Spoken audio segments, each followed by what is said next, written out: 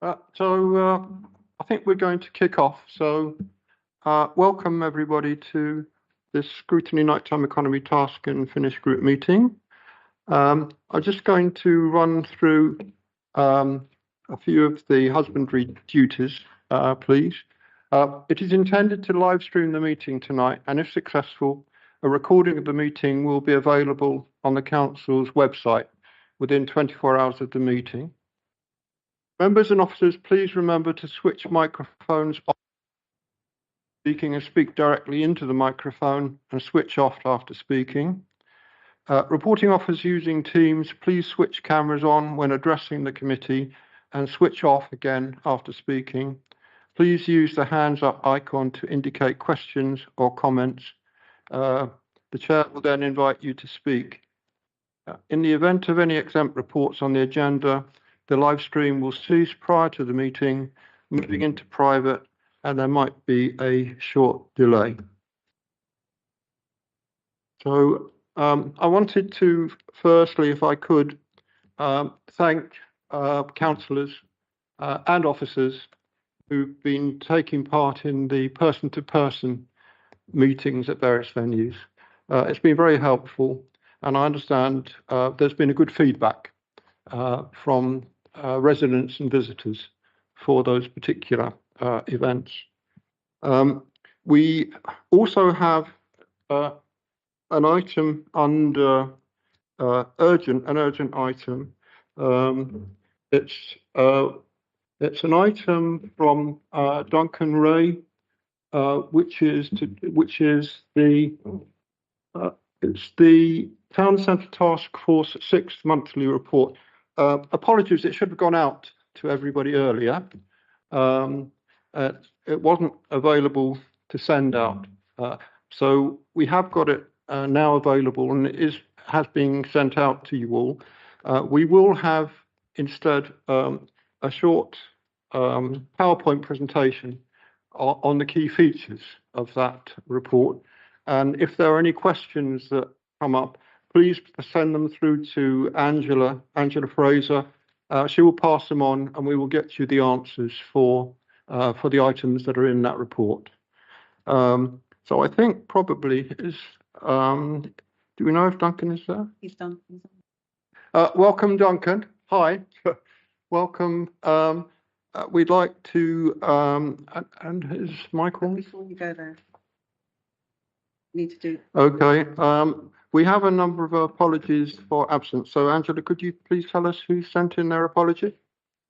Yes, Chair. We've had apologies from councillors Abbas, Hanaf, and Mahmood Hussain, and also apologies from Julia Horseman from the Luton bid.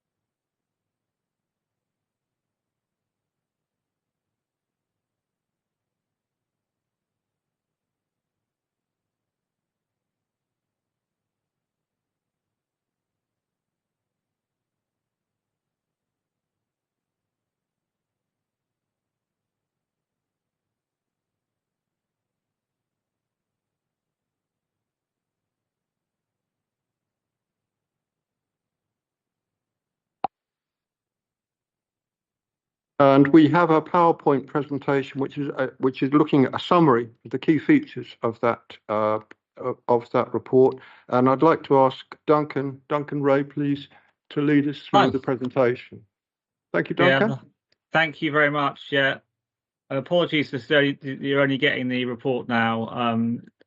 This has been prepared for the Town Centre Strategic Board and other groups, but it's great to be here with you all this evening. I'm the Head of Economic Growth and Strategic Regeneration at Luton. I put together a few slides, but I'll go through quite quickly. Chair, would you like to do it in terms of questions? Do you want me to go through all and then answer questions at the end, or do we want people to come in with questions as we go? I would recommend, Duncan, that you go through your presentation, and then we'll take questions at the end. Right. Okay. And there are slides with quite a lot of detail where I'll just pull out key points, so not as to take too much time up, and we can expand if need be when we get to the Q&A element of it. And also aware that people in the room will be involved in this as well, and they can also join in. So for those of you who don't know, I'm going to get the slide up and tell you a little bit about just finding my presentation. I'll check that everyone can see okay.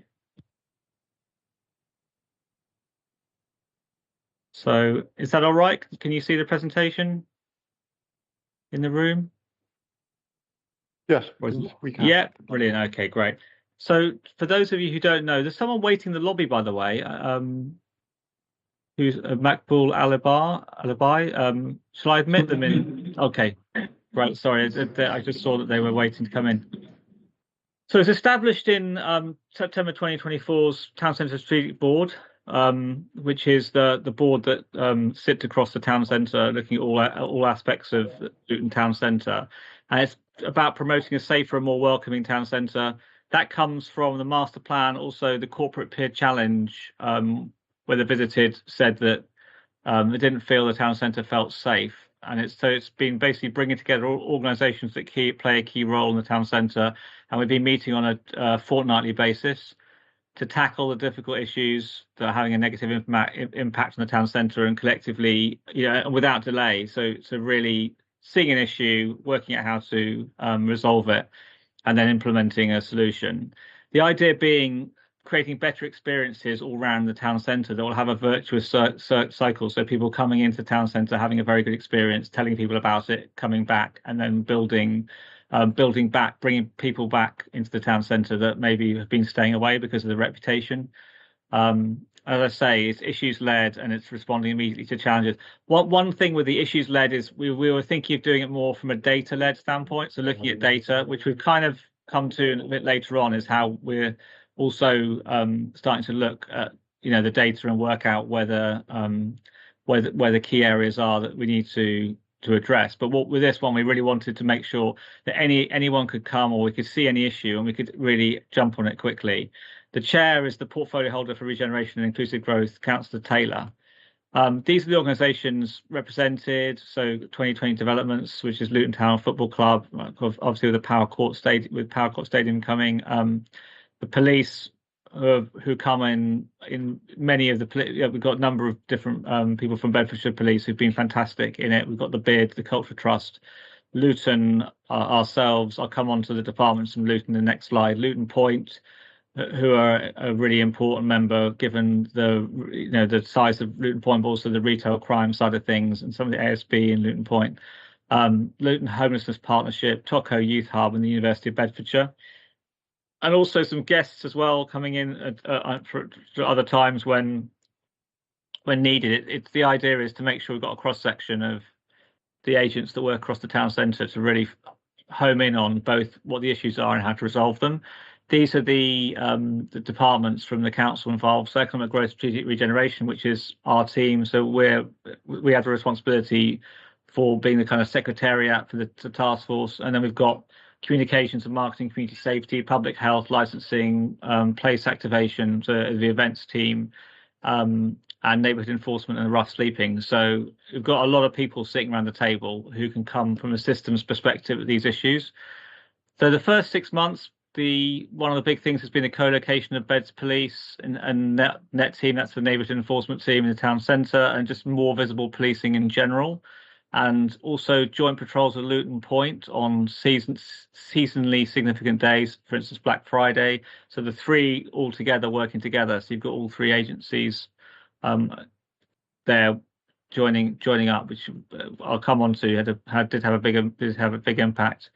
So this visibility also we're finding leads to more public confidence and also more intelligence being received. So one of the things we're seeing is a trend in intelligence going up.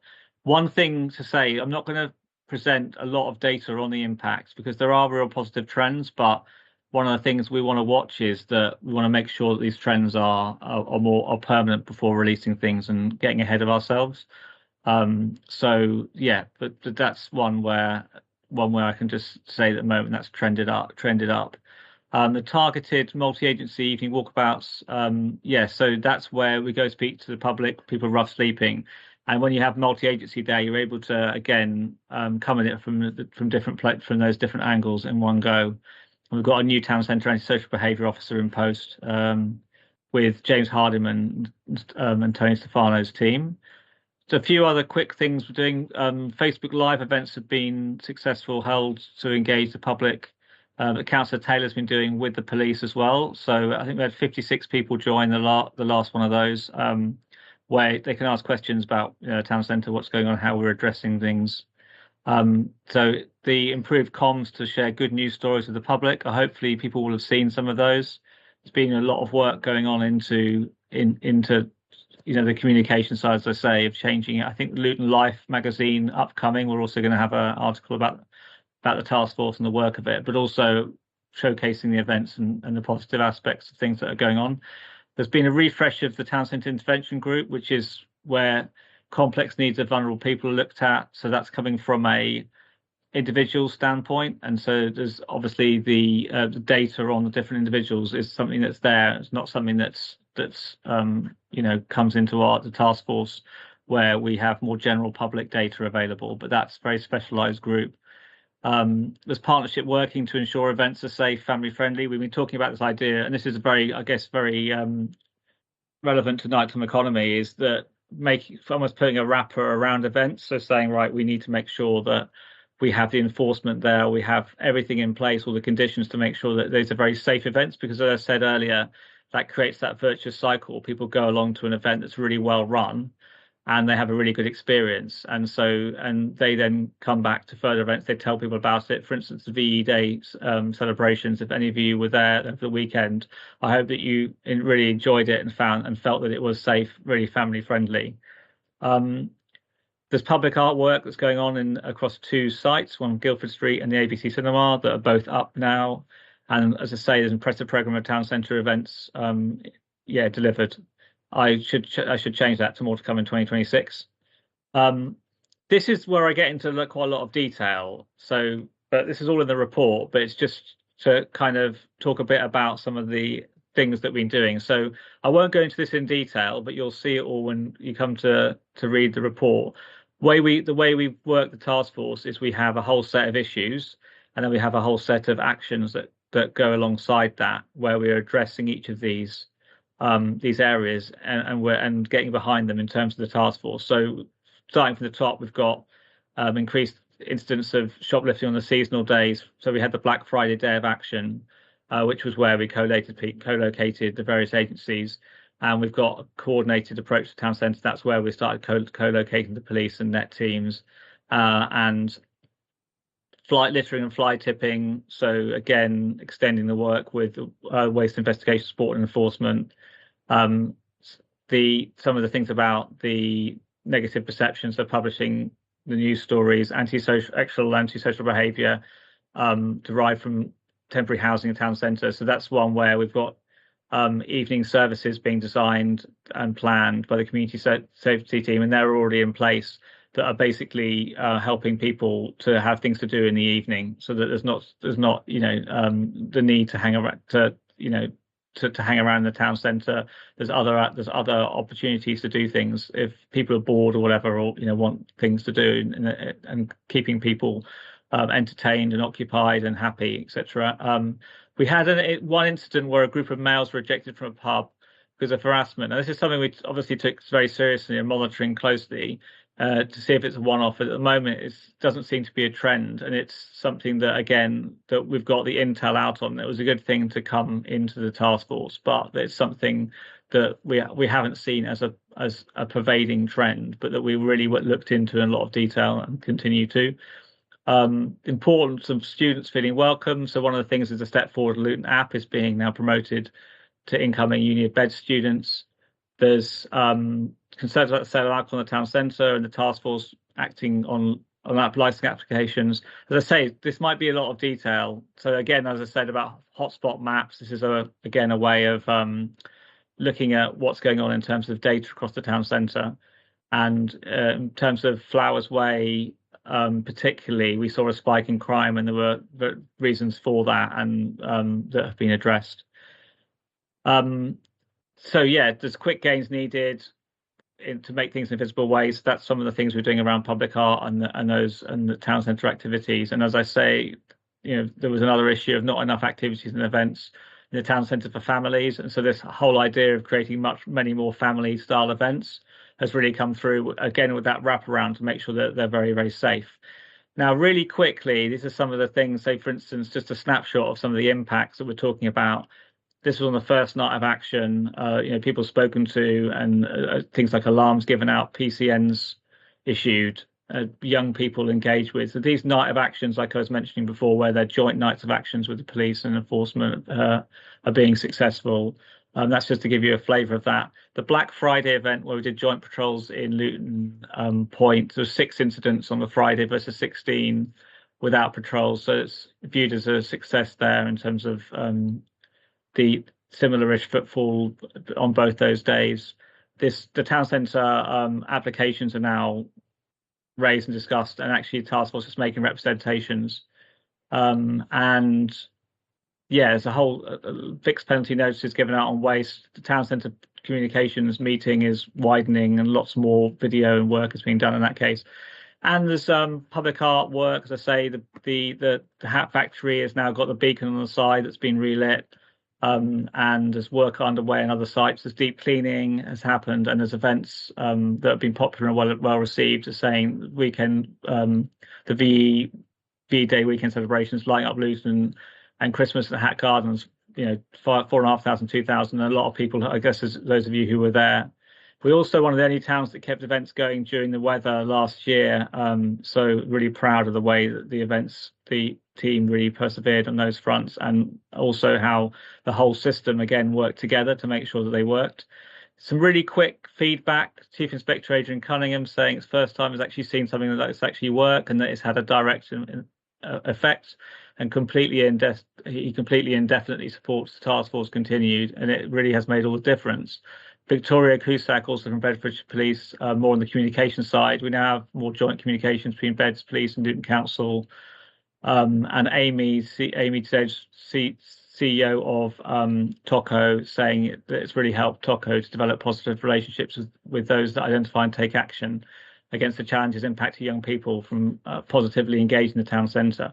And one of the things, I guess, to say that really summarises is the way that people from different parts of the town centre have got together, people who are doing things, putting on events, and people on the enforcement side, and how it's basically straddled all those that full range of people. And so obviously the bid being incredibly involved as well. So the next 6 months is my final slide. Is now we're going to be meeting monthly, still following an issues-led approach. So still looking at issues as they come up, but this is taking more of a different approach to dealing with issues as they arise. So a task force, an issues raised at a task force, as it stands, we're resolving with partners based on the current ways of working. And what we've also been doing is trialing new ways of working across the partnership. Which has worked really well, and then integrating those solutions into current ways of working, which is what some of the things we've talked about, these new ways of working we've developed. But what we're finding is there's knotty issues, as they're being referred to, that are persisting, and that's about considering those in more detail from a systems perspective, and that's outside the task force. And again, when we deal with those, that will then be integrated into how we work going forward. So that's a bit of a flavour. I hope that's useful and the sort of thing that you were looking for, Chair, and Nighttime Task and Finish Group. But I will hand back over to you. Thank you. Thank you. I have a couple of questions, if that's all right, Duncan. The first one relates to the task force membership, and I noticed that there's two key ones missing, and I'm sure you probably have a reasonable explanation for that, and that is the NHS also operates in the Luton Point, and the resolutions team that deal with drug and alcohol addiction. I think having them on as members would be quite vital, or are they linked in via our public health team at the council? Just had a question on that. Yeah. Would you like to answer that first, or can I ask my second question as well?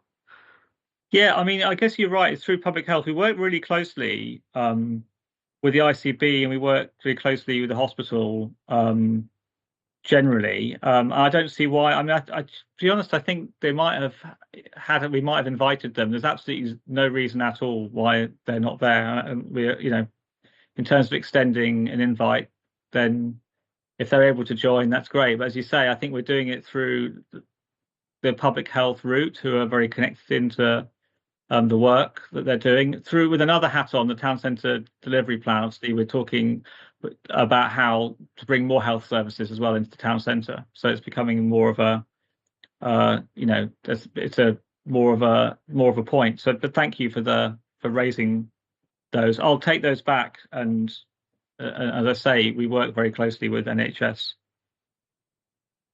Thank you, Duncan. My next question is in relation to the Step Forward app. I noted that you said we are using that to promote events and activities. I have a question on whether we have any data to suggest how widely it's used and how many users we have for the app, and whether, and if it's not that widely used, are we promoting these events through other means and not just using the app?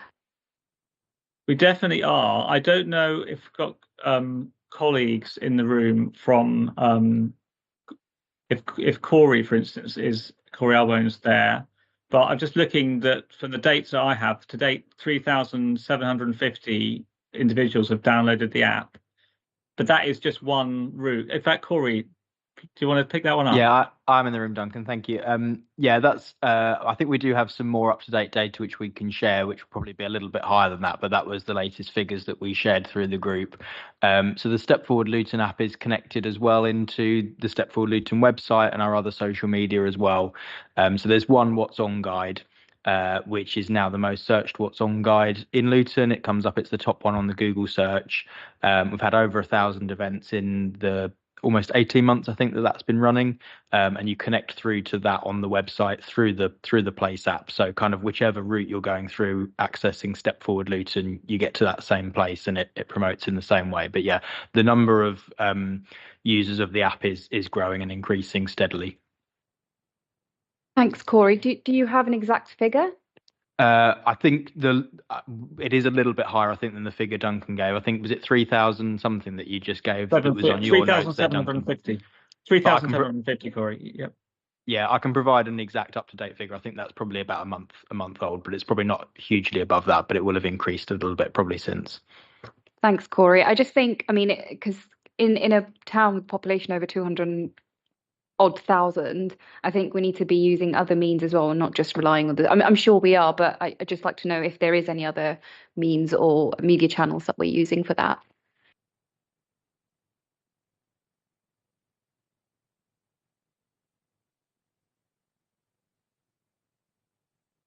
Thank you, Chair. Thank you for the report. Very well presented. Thank you. So the first thing I would say is when we had the open engagement on Friday, I did mention about the joint operations with the police and the council.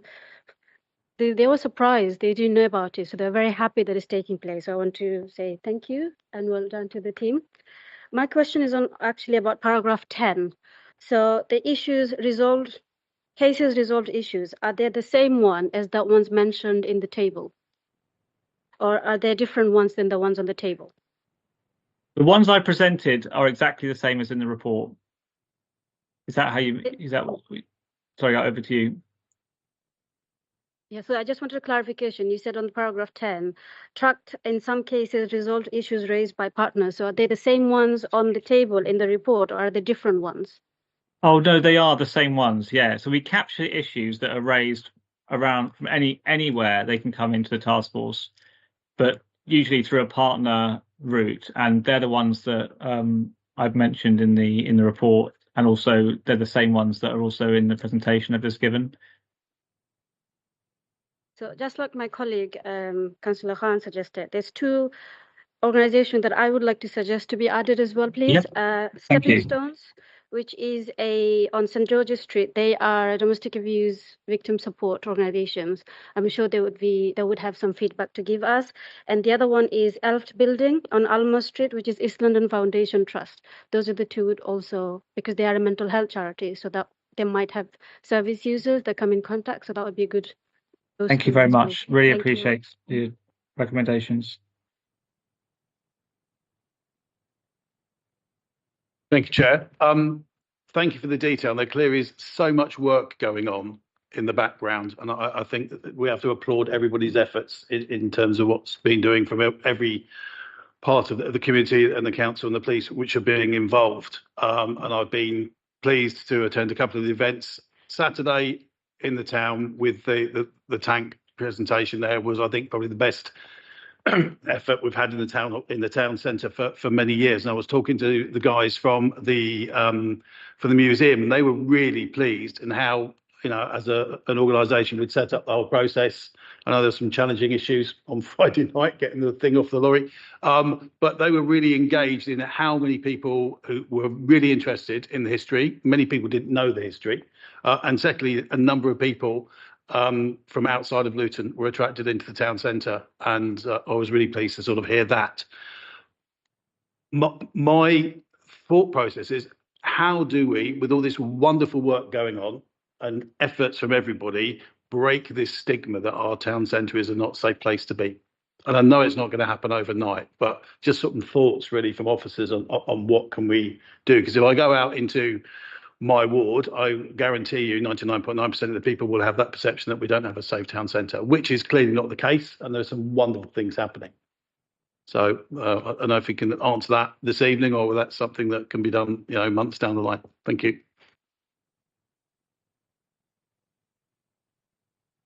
I don't know if I could come just in on the town centre delivery plan, which is the delivery plan sitting underneath the master plan that we're also working on.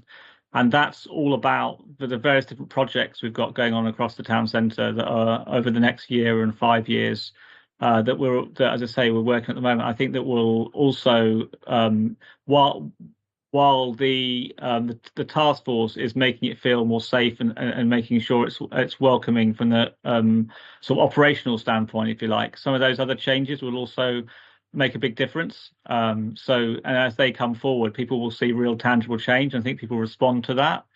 So that's a quick one from me, but welcome other thoughts, obviously, but I just wanted to jump in with that.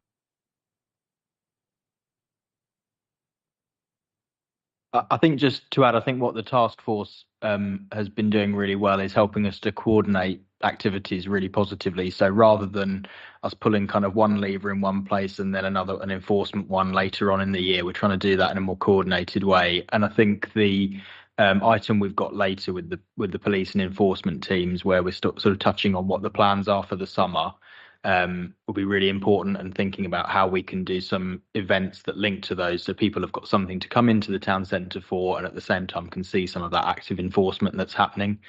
So people are coming in for something, seeing with their own eyes that the town centre is getting safer, there is activity happening to make that possible. So I think pulling all of those levers at once is kind of key, and making sure people can see all of that happening together.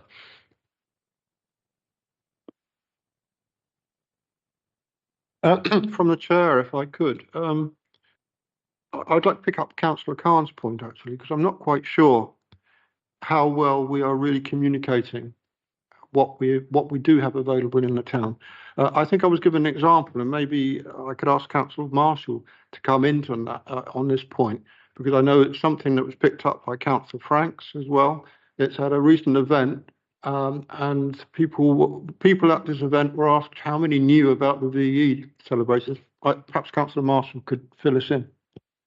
Yeah, it's just anecdotal, really. There was a presentation by David Franks at the Luton Historical Society a couple of weeks back, and we talking about David's experiences in the town for 80 plus years. He's been in the town, and we were talking about activities to celebrate VE Day, and I was present there. Of the 55, 60 people there wasn't one. Well, there's one person who knew that the council were really putting a lot of effort into promoting and celebrating VE Day, but there are lots of channels to communication. And I think probably if you look at the people who might, with all due respect, myself, who attended a historical society lecture, might not necessarily be all over social media as much as other people. So I think there's lots of levers to pull. But yes, it was.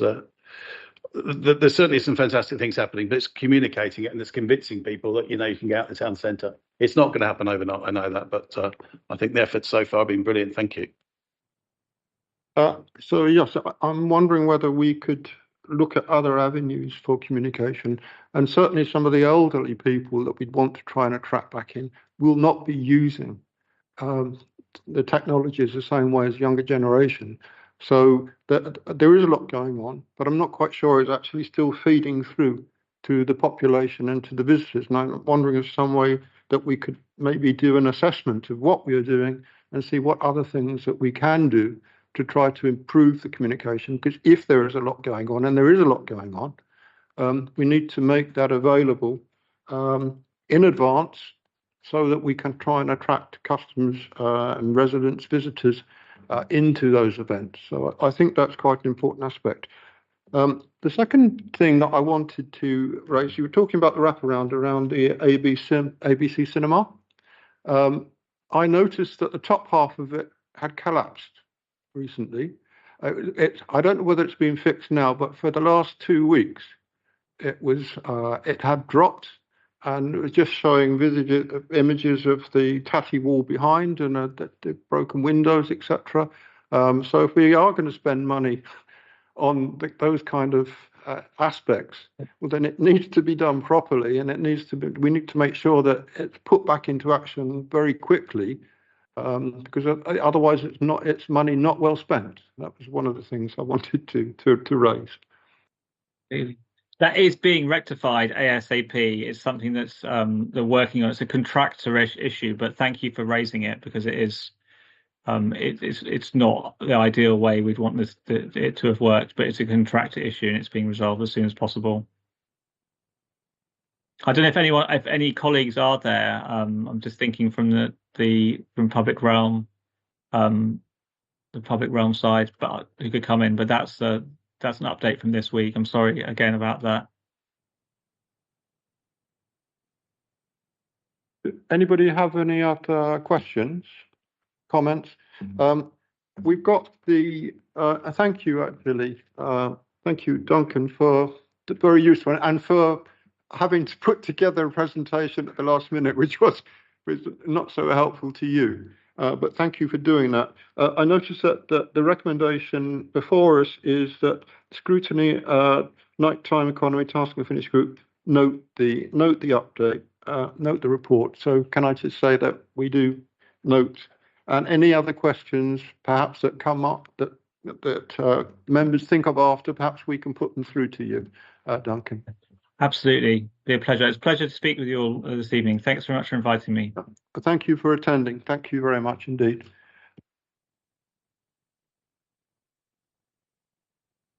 I think it was item 7. Is it item 7?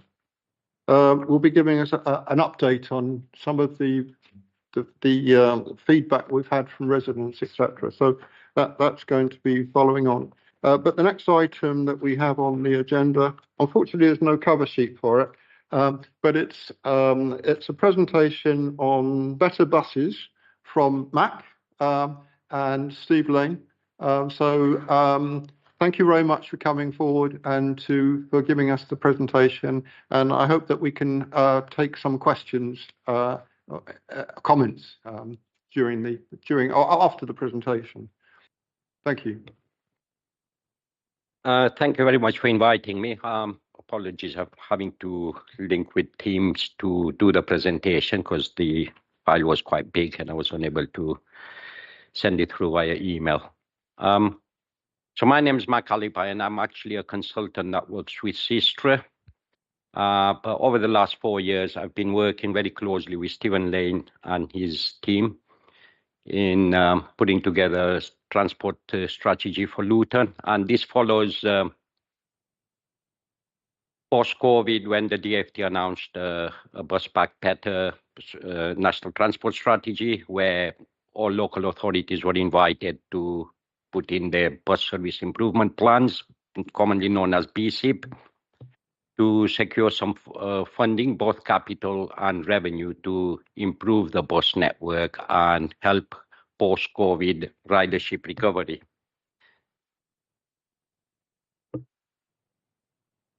So in 2021,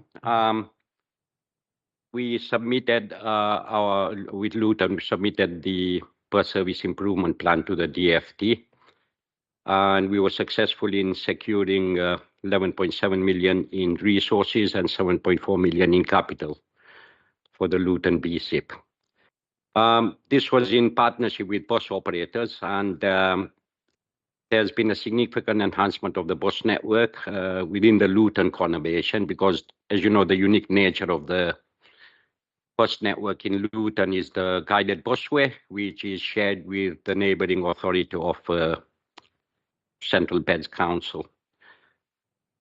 When we submitted the BSIP, prior to that, unfortunately, we did not have much time to actually do any physical surveys of customers. So we did an online survey to see what passenger priorities were in Luton. And the top 5 priorities that came out was later buses in the evenings and more buses on Sundays. Luton used to have a network of buses running in the evenings, but due to austerity measures back in 2011-12, majority of the evening network and Sundays was withdrawn.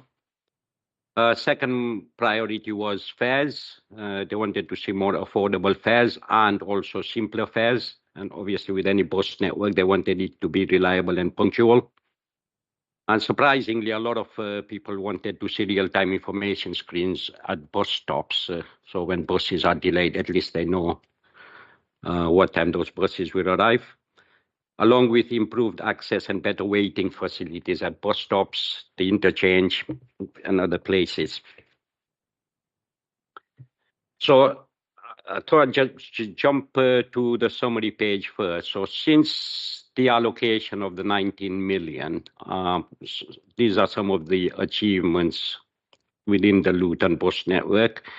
So bus ridership has gone up 11% compared to 2019. So the measure that the DfT actually look at is what was the ridership before COVID, before the COVID pandemic. And I think Luton is one of very few local authorities that can actually boast the fact that they're actually carrying more people now than they did prior to COVID.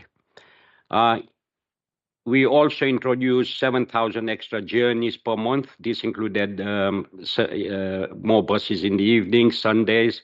We also improved connections to education facilities, health facilities. We discounted a multi-operator ticket. So one of the key requirements on the national bus strategy was that there needs to be a single ticket available to customers that would be valid on all bus services rather than a single operator. And the other requirement was that that ticket needs to be either same price as a single operator ticket or lower. And in reducing the price, we saw sales of this ticket increase by 190% for adults and 145% for kids. That in itself brought other challenges, which we'll discuss later. There was 89 new bus shelters installed across the network. We put 54 new RTPI screens with audio announcements as well now.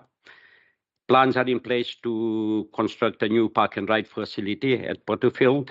We've had traffic enforcement cameras put up at network hotspots, and there's a new red route policy being developed that hopefully will allow for clear roads to improve access for buses and speed up bus journeys as well. So as you see there, I hope everybody can see that, but what that's saying, we've got about 9 or 10 routes on there serving key areas like Dunstable, Farley Hill, Portridge, Lucy Farm, Sundon Park, the hospital, Hockwell Ring, Limbury, and the interchange. The green elements are how the commercial services run. So you can see that a lot of the services stop running between sort of 6 o'clock and 8 o'clock. And the purple element is what we have introduced through the BSIP fund. So buses are now actually running quite late, up to midnight. The one at the top, which is all green, is an Arriva service on the busway that runs 24 hours between Dunstable and the airport.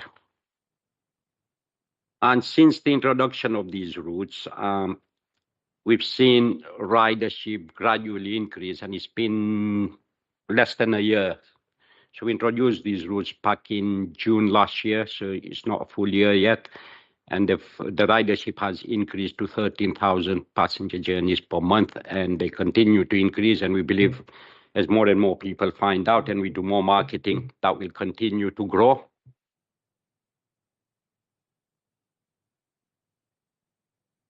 And this is where the success is. I mean, one of the key issues was trying to deliver affordable travel, help with the cost of living crisis, and helping parents on low income. So the multi-operator ticket, which is valid on all 6 bus operators' services, is priced at £20, but we've actually reduced that to £13.50. And if you consider that anybody making 10 journeys a week, that's basically £1.35 per journey. And it's really increased. So we've seen a 90% increase. So we've gone from 14,000 ticket sales per month to 41,000 for adults. And similarly for children, ticket sales have increased 145% from 3,700 per month to 9,000 for children. And again, the child price was reduced from £14 to £10. I think one of the key things we also did was for education, parents with kids traveling to the schools, especially Cardinal Newman. One of the things with the Cardinal Newman services, there's about 12 buses and about 500, 600 students using these services. Previously, there was no funding available either from the school or from the council. So the bus operator was running these services, but it was at a premium fare. So it was actually more than what an adult would pay on the bus. And we made sure that we included those 600 students in this. So basically where people were paying up to £500, £600 a year, they're now paying £300, £380 a year for their school travel. So that's a significant support, especially for families on low income. So you can see what that's done to the ridership. Back in 2019, we were carrying just over 12 million passengers, and that dropped to a low of 6.2 million in 2020 during the COVID period. And since then, we've seen ridership increase to 13.6 million in 2024. And the first quarter of 2025 is also showing a further 2% increase. So I think when you actually look nationally, Luton is probably one of the few that has actually been able to deliver that. So this, obviously, that's the total passengers. One of the most challenging areas nationally is getting our senior people back onto the buses. And the recovery rate nationally is between 65 and 75%. In Luton, what we did was we offered free travel before 9:30 as well, because as you know, the NCTS passes are restricted from 9:30 onwards. So we allowed free travel Before 9:30, there was various marketing done on this, and it's now up to about 80% from where we were post-COVID, pre-COVID. That is better than what it is nationally, but still low, and we still continue to market and encourage our senior people to use buses. So when you actually look at just the adult and child passengers and exclude the ENCTS passes, then actual ridership has gone up 22%, which again is quite significant. And you've got some premier bus services, Brighton and Hove, Reading Transport, Nottingham City Transport, which are highly regarded, and we're actually matching those bus companies in terms of delivering growth in Luton.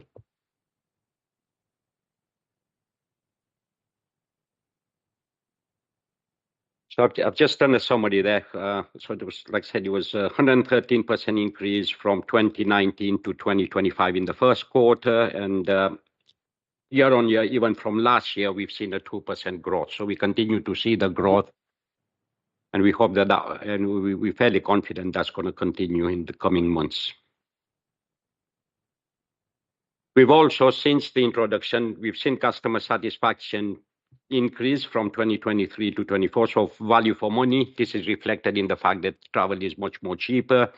So the satisfaction rate's gone up from 65% in 2015 to 79% in 2024. Bus stops where they're boarded, so this is the condition of the bus shelters and information. That's gone from 76% to 79%. The waiting time at the bus stop has improved as well, and punctuality of buses have improved with all the measures that we have taken place. So for 25 to 2030, we were asked to submit a refresh BSIP, which was submitted in June 2024, and Luton were again successful in securing some money. So there was 3.6 million in revenue and 2.6 million in capital for 2025-26, which is the current year. The challenges faced with this is obviously especially with the weekly ticket that we've discounted. As the sales increases, the reimbursement to the operators increases as well. We've been fortunate that the BSIP funds, the DFT, there was a delay in releasing the funding from the first phase.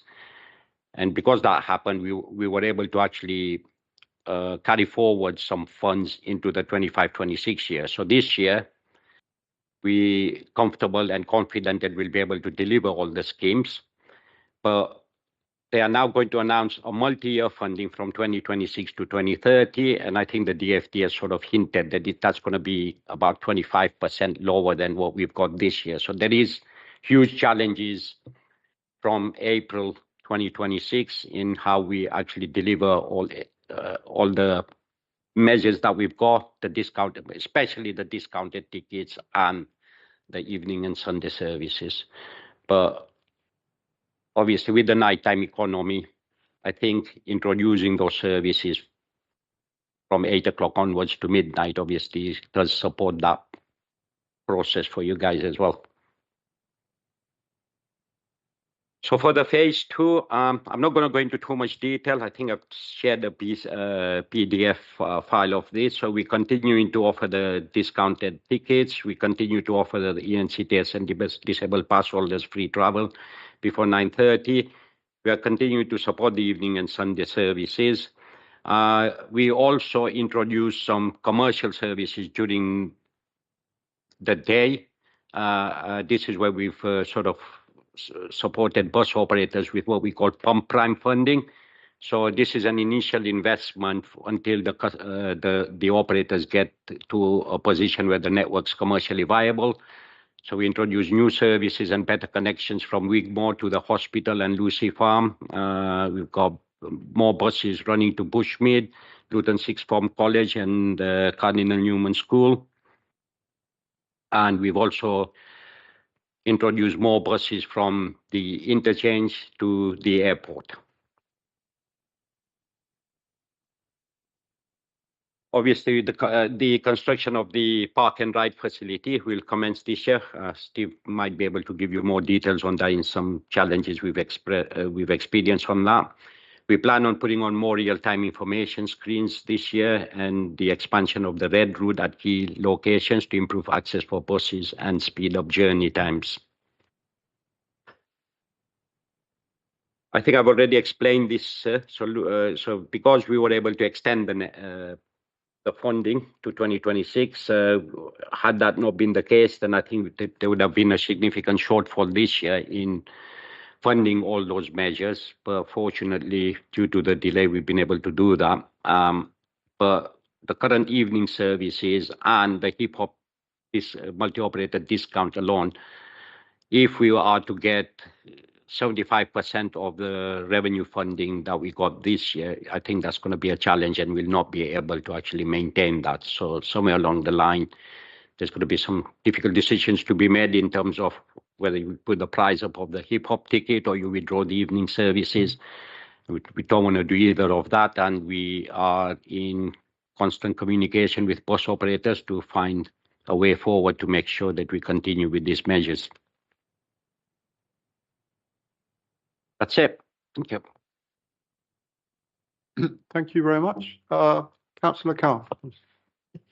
Thank you. That was a really good presentation. I have a couple of questions, and one of them relates to, I noticed there was loads of discounts being offered to various different groups. I know students, do they also get discounts, and how well is that advertised?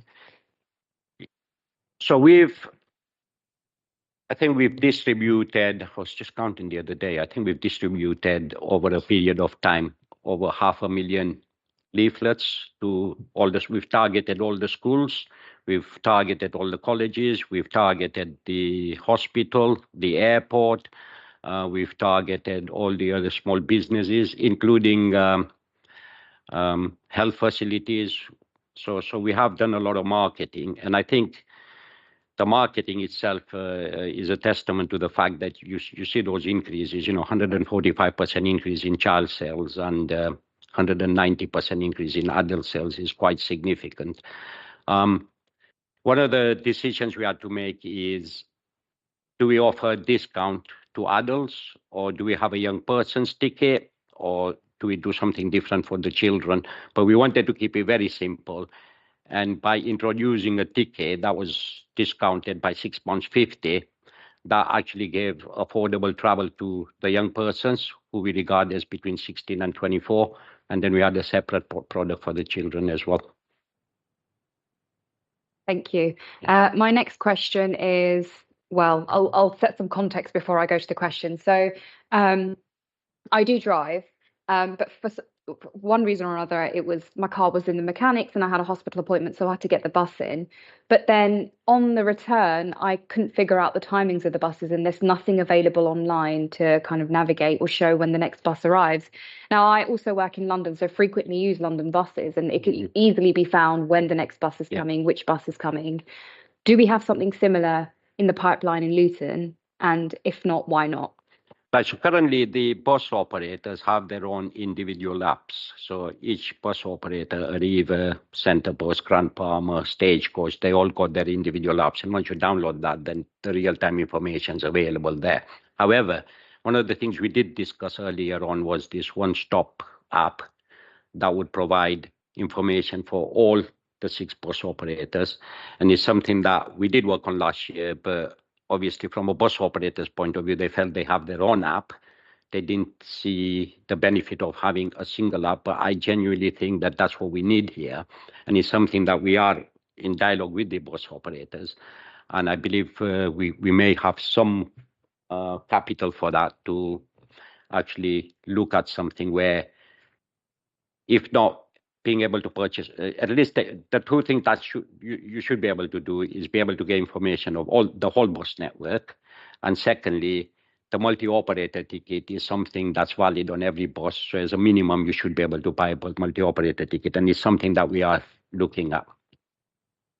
Okay, thank you. Yeah, I think that's really great. And I think it's something definitely that we need to explore. And It's done very well in London, so I Yeah. can't see why. I appreciate we're multi-operators in Luton, and in London it's just one. But I think if we can replicate or try to replicate some of the major cities and the way they operate, that would be great. Yeah. Okay.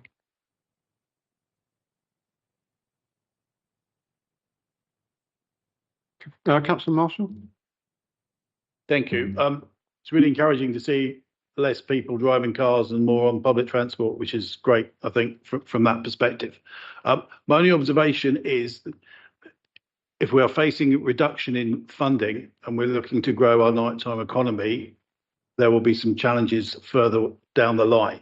So, and I'm sure, being professionals of what you do, you've given that some thought. I'll be really interested to see that the number of bus journeys or usage which support our nighttime economy. Is that type of information available at all? Yes. Sorry. So you mean in terms of how many people are using the buses in the evenings? Yeah. So as I mentioned on that, we started running. Arriva is the major operator here, as you know, and they run majority of the evening services that are now being funded through BSIP. And these came into operation from June of last year. So we're just about to finish a year. And it's now reached a point where there's about 14,000 passenger journeys being made on those evening services alone. And I think that is going to continue to grow because as more and more people find out, we continue to market that particular thing as well.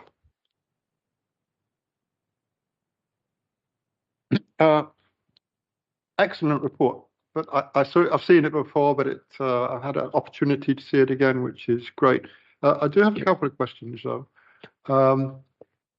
As well as the app, I understand that the hub, which is available, is only for Arriva, one at the interchange. So is there not, other than if people haven't got the app to go to, if they want to ring up, or they want to call in, where do they go? Because I think that in the Starbucks, I think that hub is purely for Arriva and not for all of the bus services that run out of the interchange. Am I not correct in that? I thought there was other operators. Chair, it is, as you say, just Arriva.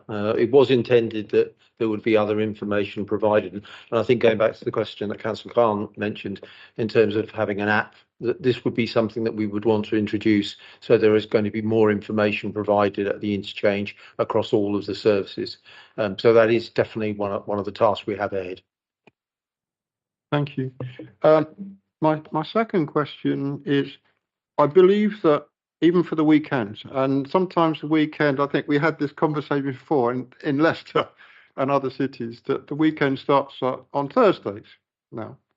So on this longer weekend, is it the case that the buses stop at 12? It's not the case as that in the night buses in London, which go on to much later periods. So if we're trying to encourage perhaps younger people coming in, are we looking at extending on some of the popular routes beyond 12 o'clock at night? Because it goes hand in hand when we're trying to promote more events. Yes.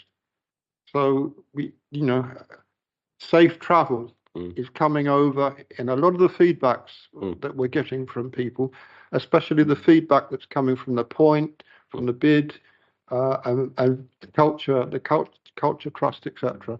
So what would be the view on that going forward?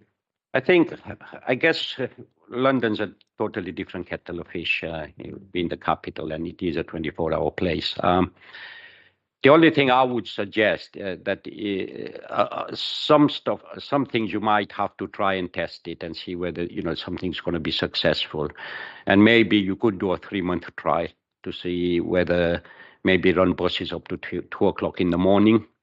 The challenges that brings about is usually when there's less people traveling, the operating cost from a bus operator's point of view, because I was actually the general manager here at Arriva for many years. So Anything after 8 o'clock, drivers are paid what they call unsociable hours. And then after midnight, 1 o'clock, they get another premium.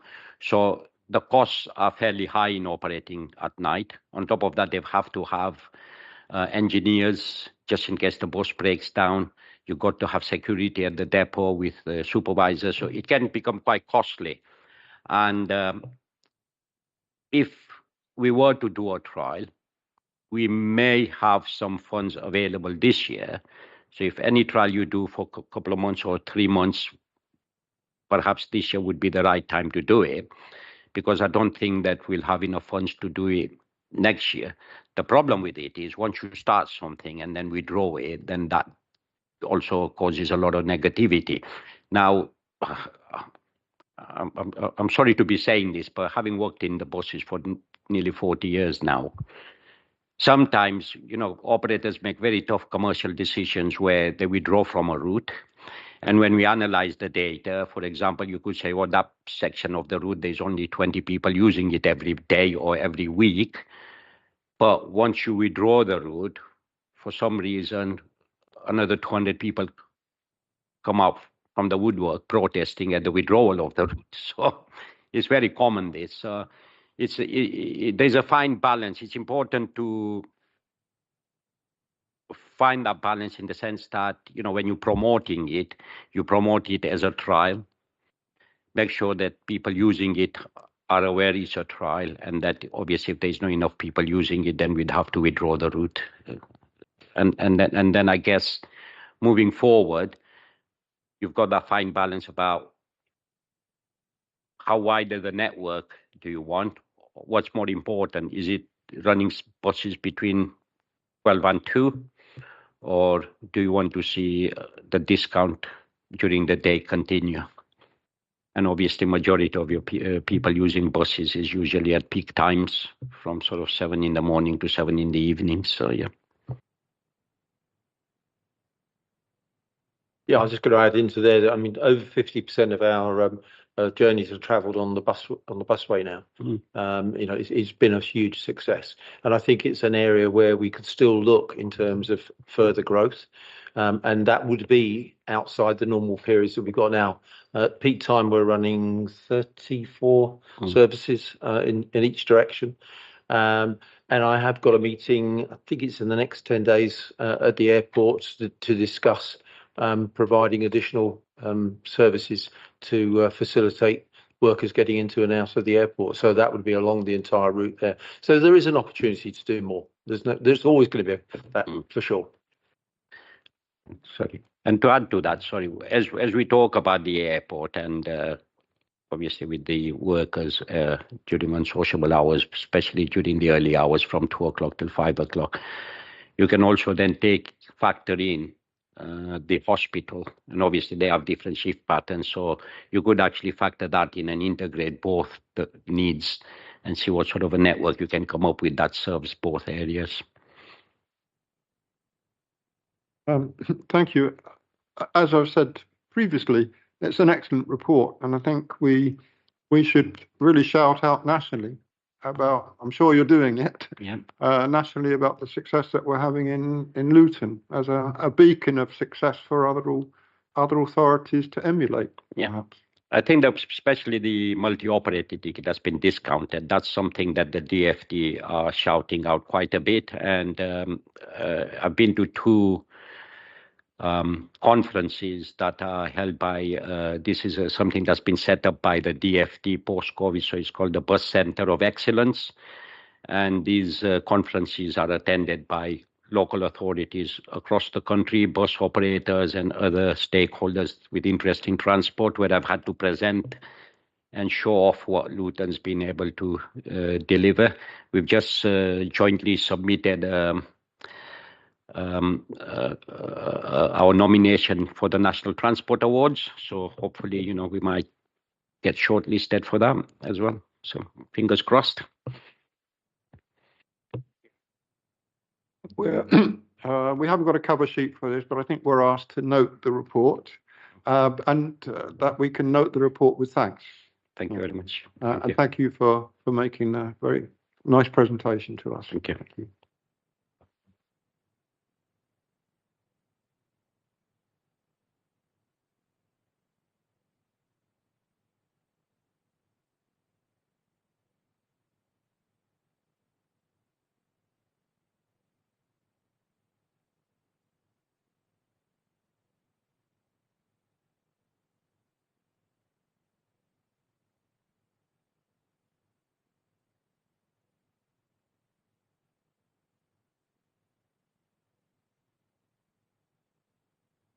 Yeah, certainly, Chair. I'll start with just a wider summary of the wider consultation, and then come on to the item which is in the report itself, which is the stakeholder submissions. So just to remind members, after the last meeting in March, we'd agreed to go ahead with a really wide-ranging consultation, which included a consultation survey out to residents and businesses, some in-person pop-up events around the town linked to those to talk to people in person, but also encourage them to complete the online consultation, and then a request for detailed submissions of evidence from key stakeholders as well. So in terms of the consultation survey, the survey is closing at the end of this week. We've had a really good response to it, just over 1,000 responses, which is particularly high for a local authority consultation. Anything that is town centre focused often gets quite a good response rate, but that is particularly high. I think is the highest. It's certainly the highest that's registered on the portal at the moment by some way. So really good response, which shows the level of interest and passion around this subject among the community. In terms of some of the responses coming back, what we will be able to share with members outside of this meeting when the survey closes next week is a fairly high level snapshot of what the responses look like, and then we'll have a detailed analysis of those responses to the consultation survey to come to the next meeting in July.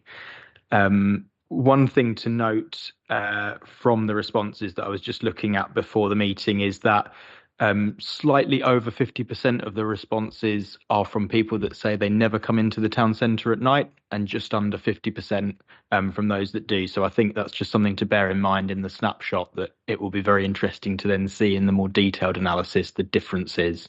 I think both groups are equally valid in their views, but will probably have some real differences in their opinions of the town centre in the night time. Some of the key themes that are coming through, safety is coming out as probably the main issue that people are highlighting around their reasons not for coming into the town centre. Also, there are a number of areas that people are suggesting they'd like to see more of in the town centre at night. That's quite broad, and there is a mix of things, but some of the things coming out quite high are things like more live music and events, high quality restaurants, theatres and comedy, that sort of thing. So things that there are some of in the town centre already, but people want to see more of those things to come in.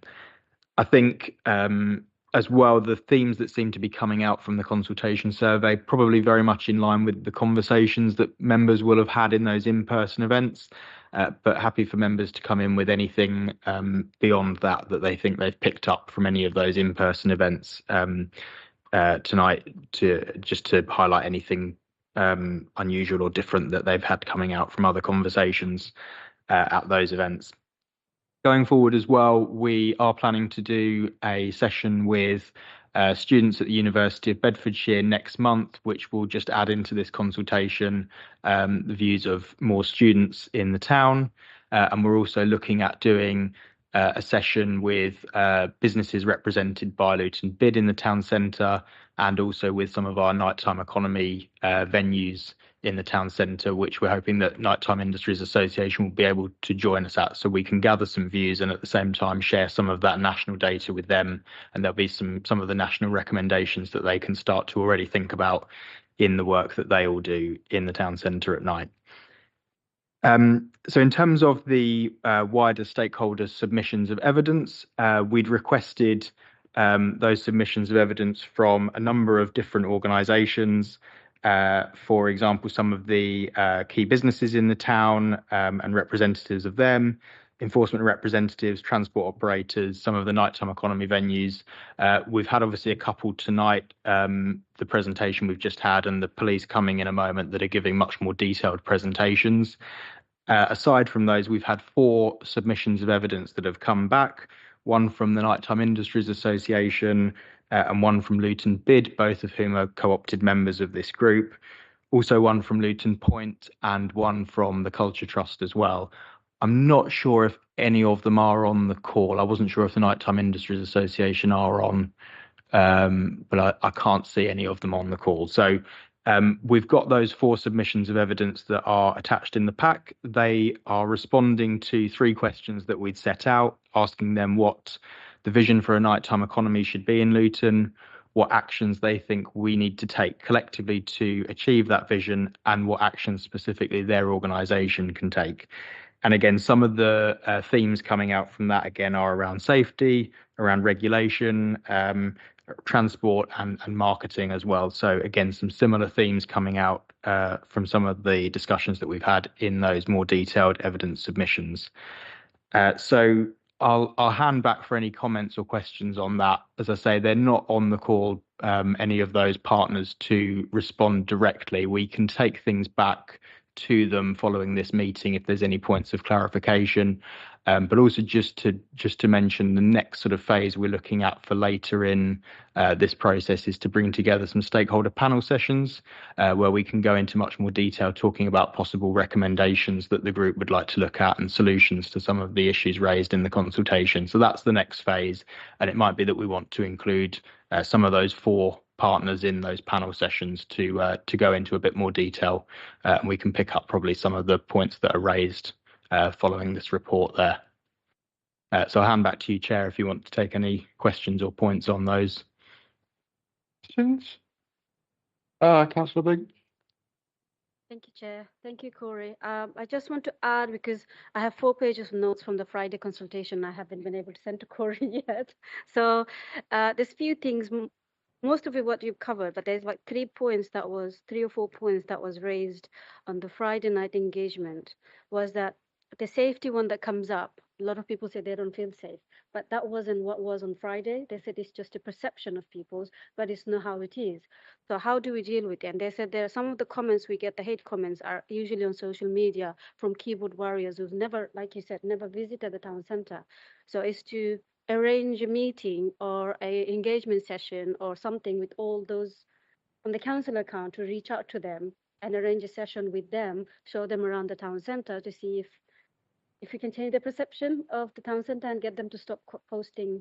Well, like you said, these people, they haven't never visited the town centre, show them all the activities that happen, like the tank that we had on that weekend, last weekend. So it's to show them things that are happening. So that was one of the suggestions that came about.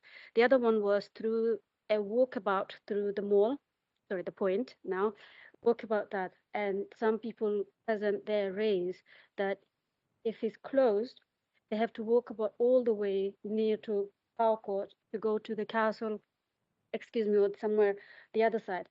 That puts people off from going from this side of the town centre to the other side. So it's to have a discussion with the point owners or other business to see how can they go through straight so that they're not demotivated. Same from the other side as well. The other suggestion was that there is a pub opposite the hat factory. And apparently the new owner have developed it, regenerated something, is to look at that as an example and use that to see how we can regenerate the other pubs in the town centre. The other one is the underpass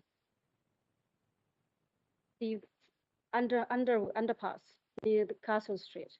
That one is very off-putting. If people were to go through it, there's a lot of, as Tony know, there's a lot of stuff happens there. So it's to look at that again. Maybe closing it. That was a suggestion. Maybe closing it or finding another way to deal with that issue that goes on over there.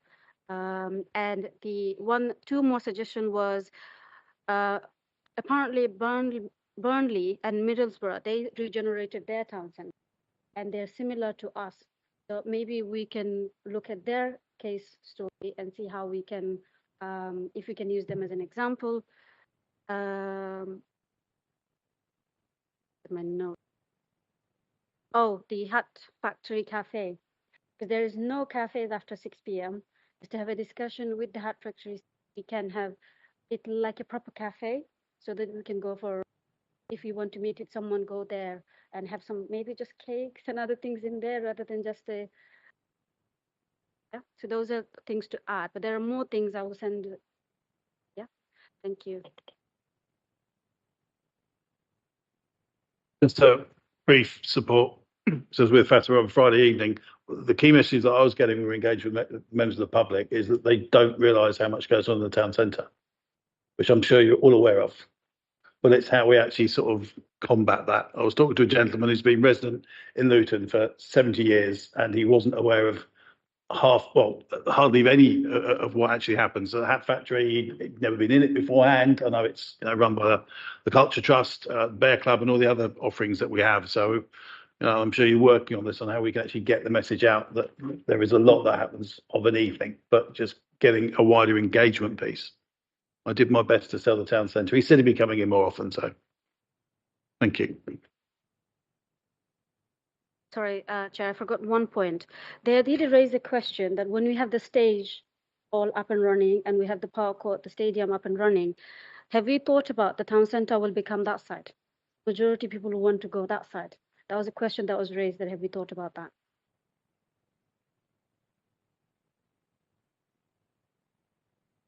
I think that's, that comes back really, I think, to that point around Luton Point and the difficulty of travelling around the town centre, because I think what we want to make sure is that doesn't separate the town centre into two parts. So I think that's a really important point, and one that we probably want to pick up with Luton Point as well, around that kind of accessibility point. But it's also thinking then about those routes around from the Hat District round to George Street. If it's not possible to go through Luton Point, how do we improve the kind of safety, the lighting, all of those different areas, make that link kind of around the town centre much easier? So I think that's a really important point as well. Couple of things, if I could, Corey. Some of the things that should be quite easy to fix because they are probably not so expensive, or there are perceptions about lighting. I mean, we picked that up at the library theatre when we talked to the people in the interval and before the event. They were talking about George Square and the fact that it's not lit up at night, and the fact that it looks dangerous even if it's not dangerous. The fact that we don't put the lights up on the theatre itself on the outside, and that people were hanging around a little alcove place, smoking drugs, drinking alcohol, and where there used to be a tub of flowers there at one point, which stopped that gathering taking place. Improvements to the general lighting across George Street, that should be possible. Improvements to the fronts to actually make it more attractive. It's all very well doing a wraparound on the ABC when we've got other shops that really there's no nighttime lighting, and they could improve. They could be. We need to raise with bids about asking them to improve their frontages. We have nice historic buildings quite often where those fronts are, but we don't do anything about really lighting it up at night. So I think that is a key area. Another key area, and perhaps we need to go back to Dev on this, Corey. The businesses, when we meet them at bid, will be asking what we can do to support them. I have no idea what kind of budgets that we have. I have asked. I don't know what's in your budget. I don't know what's in the democracy budget. I don't know what funds that we have available. And I think this committee should know, this group should know what kind of funds ought to be available. That's the first thing. Some of the businesses will probably, and I think this is in one of the recommendations from Michael Kill from Nighttime Association, perhaps if they try and put more events on, we'll be looking for business rate discounts, business rate holidays. There's been no discussion about that, and we need to know what is going to be available, what the council is willing to do before we get into deep conversations with bid. Because if we want them to put on more events, they will be saying, fine, but what are you and the council going to do in order to enable us to do that? So, I mean, that's a key factor that, so the financial implications really have been put to one side, and they shouldn't be to one side. They should be up front, because we need to know what is available and what is available to help businesses put on more functions at night time. I mean, the safety issue is a problem, but I mean, I have to say that even in the daytime, enforcement, I'm sorry to say, Tony, if enforcement aren't dealing with begging, they're not dealing with rough sleeping, people that are not asleep necessarily, but sitting there as you go into the point. They're sitting out on the walkways up into the point itself. So if that perception is there at the daytime, that's clearly going to go over into the nighttime. So we need to couple what's happening in the daytime together with going into the nighttime, and we need to be more active in enforcement. I don't know whether I don't think it's a policing issue. I think it's an enforcement issue, but it could be a policing issue, Vic. But we need to be looking to be taking action and to be showing the public that we are taking action. There are gaggles of Polish people around. I'm sorry to say that but they were Polish people that were drinking bottles of neat vodka when we went into to do the session, Corey, if you remember, in the library theatre. That did not create a nice atmosphere for people. A whole gaggle of them, and sometimes you see them just outside the town hall, maybe not drinking vodka, but drinking, cans of lager. That does not give a good impression, and we would need to be taking some action on that kind of thing, because it's part of this perception. People see it, and they think it's not a nice place to visit in the daytime, and certainly, therefore, not a nice place to visit in the nighttime. So we need to do more through enforcement, perhaps through policing. I know we're going to come on to that in a minute, but in order to turn the thing around. And yes, it is a difficult time. Finances isn't very well. I was in Bristol about three weeks ago when I went down to see my son, and a friend came over from Ireland, and we went out to have a meal and a few drinks in the town. It was absolutely booming. I know it's a city, and I know they have two big universities. We have one university here. I know that the makeup of it is slightly different, but you can do it. I mean, Bristol is an area that seems to be doing it. If you go to London at night time, again, I know it's a big city, and there are a lot more tourists than we have, but people are actually still going out at night time. So it's wrong to pick up the perception that people aren't willing to go out. They are willing to go out. I think, as Michael Kill has actually said, they need to be encouraged to go out again. So a lot of it is to do with perception, and a lot of it is the mistaken perception, perhaps, but not all of it, if I can say.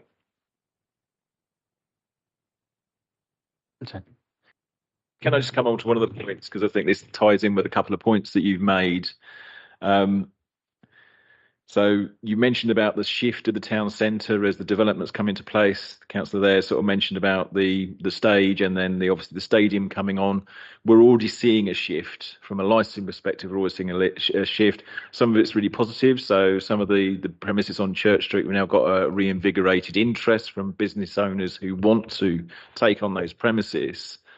I think one of the challenges that we're obviously looking to address at the moment around the ABC is to try and tie St George's Square back to Park Street. I think the challenge you're going to have with developments off Guildford Street, in effect, people's preferred route will be to go from George Street through Guildford Street through to sort of Church Street that way. So actually, it's going to become a real problem to try and link up George Street going forward, because actually I could think, you may well see businesses move out of George Street to go towards the other developments. The other element I think it hasn't been addressed in any of this is actually designing these developments for the night time. They're all designed for the day. We can design out crime. We can actually design them for also what they'll look like at night. But I don't believe that I've seen anything in the plans that actually address what these developments, what these things will do with regards to the night time. So I really wanted to sort of say, talking about perception and trying to resolve that, you'll end up with the same sort of issues, but with new developments and the way that they look and feel at night if we don't plan for the night time when these are being developed and built. Thank you. can I just come up on one other thing? And Tony, with respect, there is a view around that licensing isn't helping. That, for example, there are recommendations that we could have pop-up bars, pop-up, pop-up food stalls and things. They're not there at the moment. But if there is a demand for it, do our licensing operations that we have at the moment actually facilitate that? Because I'm not so sure that they do. We also have the area, the cultural quarter. I mean, it should be used for culture, but it's not being used. And part of that is to do with the flats, I think. That people are worried about noise. We ought to be doing something, perhaps, to encourage much better noise insulation so that it can actually be used for the purpose that it was there for. There are businesses around there. We've obviously got the hat factory. We've got the Bear Club. There are some restaurants, and the more restaurants might open up if it was seen to be, lively. So, I mean, I'm not quite sure what you might say on that, but I'm just wondering whether our licensing arrangements, and sometimes, with respect, Vic, the police put in an immediate objection to something which it's not necessarily always merited. If I'm honest, I can respond to that. So we have taken a very permissive view. Obviously, we do have our cumulative impact policy, which is primarily focused with regards to alcohol, as members will be aware. That's been taken on the information and the concerns for the public with regards to alcohol in the town centre, and that's been developed because of that data which supports those positions. Now, we review that regularly, so that's done every 3 years as an absolute maximum period. But there is that balance, obviously, because as you see from the subcommittee, there are those concerns with regards to additional, off sales within the town centre and balancing that against, properly managed venues. With regards to pop-up activities, again, we are permissive. We can respond to that. There are a whole range of mechanisms regards to pavement licensing, highway licensing, street trading, all of those things. So any of the events that you see coming into the town centre will probably normally have some form of licensing aspect to it, and we will support that. We've just gone through that with Carnival to license all of their traders for that event, for instance. The other thing to say, which isn't recognised in this, is actually we have put in place, which I think we are fairly unique in the UK, we have put premises licenses in place for all of our public spaces to actually activate events coming in. So where there are smaller scale events that need the use of a license, that's not including alcohol, so regulated entertainment, then those licenses are already in place to activate those activities. So overall, I do think that we do look to promote and look to respond to those requests as they come in. There are some challenges. So we have got the market rights that are in the Corporation Act, was it 1911 or whatever? But so regarding protecting existing rights. But overall, I do think that we do look to try and make things as permissive as possible. With regards to Bute Street, there have been some decisions in the past that members have made. So when we went to members about extending the street trading into Bute Street when it was first developed, there were obviously some concerns with regards to damaging the very expensive York paving that had been put through that area. So actually the decision from members at that time was they did not want permanent street traders in that area. And of course, as officers, we then are bound by that decision. The other aspects is that you've mentioned noise pollution. I think you're quite right, but we are going to have a challenge going forward with regards to looking at the sort of the master plan going forward, actually having an invigorated residential population in the town centre, and then looking to protect those venues that we clearly want to have as live music and entertainments in the evening, but there is obviously a clash. So unless we put provisions around what tends to be referred to as agent of change, so actually putting in protections for those developments with noise insulation for residential properties to protect them from the existing activities in the town centre, then you are going to end up in a situation where statutory noise nuisance will trump the activities that we're looking to promote. So there are some real challenges going forward about how we manage that. And again, and this comes back to the point, we need to design and develop for the night time, and that includes the noise insulation, etc. Thank you. Thank you, Chair. I think to the point you raised about pop-up vendors and things like that, I would advise caution against that, because from a public health perspective, we already have too many hot food takeaways open and sort of like van type things. So from a public health perspective, a lot of the demand, I suppose, would lie with sort of like unhealthy foods. So I think we need to be very careful in what we are licensing and approving planning for. Secondly, it's to do with sort of waste management. If we start allowing that, there will be a lot more litter that will be around the town centre. So that's why, if we are going to consider that, I think it needs to take into account, the health perspective in terms of dietary and other public health considerations, as well as sort of the general cleanliness of the town. I think possibly when I was talking about pop-up events, I think Councillor Hussain previously had mentioned that, for example, the Polish community had a big festival. I think it was in George Square, and they had bars, they had music. So it was really on that kind of thing. So with an event, having the pop-up bits that go with it.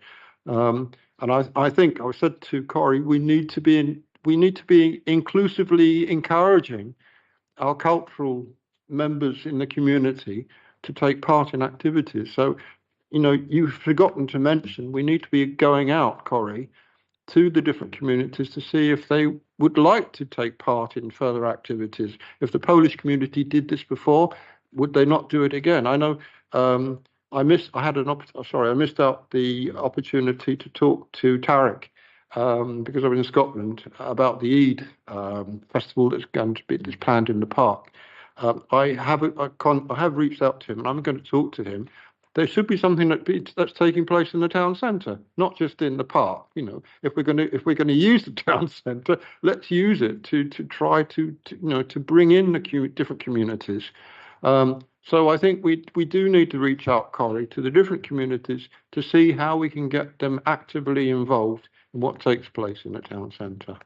And that's one of the panel sessions that we want to bring together, is with some of those cultural groups that deliver community events. I think just one thing that I would say with those is some of those that deliver at the moment daytime cultural events, or they deliver them outside of the town centre, some of them have had real challenges with funding from Arts Council or wherever their sources of funding are in recent years. So that's why some of them are actually doing less than they've done in the past. So but we can obviously have that conversation around where they could move things into the nighttime more. Could I just pick up a couple of the earlier points that you raised as well? I think just around, obviously, some of those points around the Library Theatre, some of the examples we saw there, and some of those issues around St George's Square, some of that will be picked up, I'm sure, in the next item. Some of it's enforcement based in terms of solution, but some of it's also around design and things like that. So there are some of the points that were picked up there, which are hopefully some quite easy or easy fixes or quick win solutions that we've picked up and are taking through the task force. So the suggestion of the flower pot or planter that was suggested, that apparently worked very well, was something that we're looking at whether the bid could do something again over the summer. Also kind of just looking at any other design changes and things like that could be done around that space. So getting those kind of individual bits of feedback from key locations around problems they've got on their doorstep is really useful, and we'll pick those things up through the task force whenever we can, and look to address them as best as possible. And your point, Tony, with regard to designing for the nighttime, I'm coming as part of my new portfolio onto the regeneration and inclusive. So I will take those points very strongly into that when I move on to that after the full council. I think this is really to note, I think, but unless you have more questions. So can we thank you for, oh, sorry, Councillor Nichols, sorry. Corey, are you expecting more stakeholder stuff to come back? Because that wasn't very many. Are you chasing them up actively? So we have chased them. That was all of the responses that we've got, but I think we'll look to include as many of those as possible in the panel sessions. So if they've not taken the time to give us a response in writing, we'll hopefully get something. We'll get their attendance at those panel sessions as a better way of getting their engagement, I think.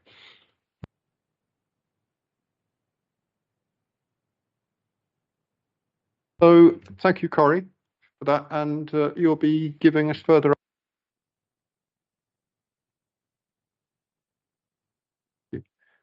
So thank you everybody for the patience. We're moving on to the last item, which is town centre safety and enforcement. So who Tony, is it Tony? Are you leading this? I think it might be a joint thing. If I perhaps start and then Vic can jump in whenever he feels appropriate. But I think first thing just to say, Chair, and respond is that there is an awful lot of enforcement that's taking place and engagement. I think I probably would say that enforcement alone is not the answer to solving all the issues, some of which are complex with some of the individuals involved, and that it's going to take a wider group of people than just enforcement to solve the issues that you refer to around begging and rough sleeping, all of which we're engaged within and working on with partners across the task force, the council, colleagues everywhere. Coming back to my report, what I would say is in terms of enforcement, we've got a number of teams that sit within neighbourhood services that carry out a range of enforcement. And in support of that, we co-locate at the town hall with colleagues from Bedfordshire Police, from Vic's team, which consists of police officers, warranted officers and PCSOs. We collectively deal with a range of issues in and around the town centre and including the nighttime economy, including issues that you referred to around begging, the consumption of alcohol, dog failing, spitting, urination and low levels of antisocial behaviour. In addition to that, we have a partnership arrangement in place with a company called Wise, who deal with littering across Luton, but also in the town centre, and some elements of fly tipping and waste crime. We have colleagues in trading standards and investigations that deal with enforcement around illicit tobacco and vapes, underage alcohol sales, counterfeit, and licensing colleagues who also play a massive part in the work that we do. And you'll see, in the report, a list of elements of the work that licensing colleagues get involved with, which is extensive. So currently the council's teams work core hours between the hours of 8 and 4, but not exclusively that. Monday to Friday, and we also provide coverage from neighbourhood enforcement on Saturdays and other days outside of those hours. You'll see in the report Bedfordshire Police comment. Vic, do you want to take item 7, that bit there on the report, and talk about that? Yeah, of course, mate. So yeah, just from I won't go over what Tony's just been over. It's pretty straightforward. We've got a really good working relationship, obviously with Tony's team, with the point as well. There's the task force. We've been heavily involved in that from the start. And when it comes to enforcement work, there's been a real increase in enforcement around the town centre. We as the police can't do on our own, so we've acknowledged that. Hence the reason why we're co-located now, and my units for the town centre will spend predominantly the majority of their time within the town centre. When I came into this team, it was the opposite of that, and it was notable. I got a lot of grief. I'll be straightforward with you when I joined the team from a lot of councillors, a lot of community members in terms of there is no police in the town centre and what's going on. So since then, I think there's been a massive change, but it can never be big enough. We're going to continue to kind of work in the town centre. We're now entering the summer months, so we are now. I mean, myself and Tony were planning to get today in terms of what are we going to do over the summer. Better weather, you're going to get more people out, you're going to get more of these street drinkers that councillors kind of refer to. You're going to get a lot more of those aggressive beggars out in the town centre. Just general, more public in the town centre. So the plan will be, we haven't devised it yet. I'd like to come back at the next one and give you the update on what we're doing around the town centre. But the plan will be to have a bigger, more visible presence than we've already got in the town centre. We can't be around 24/7. It's just the nature of the beast. I know, Councillor, you mentioned that you went to an event and you saw some Polish community lads drinking. I'd love to say, yeah, I could have police officers there just like that, but it's just not feasible. And the same with Tony, couldn't have his officers there. We're spread.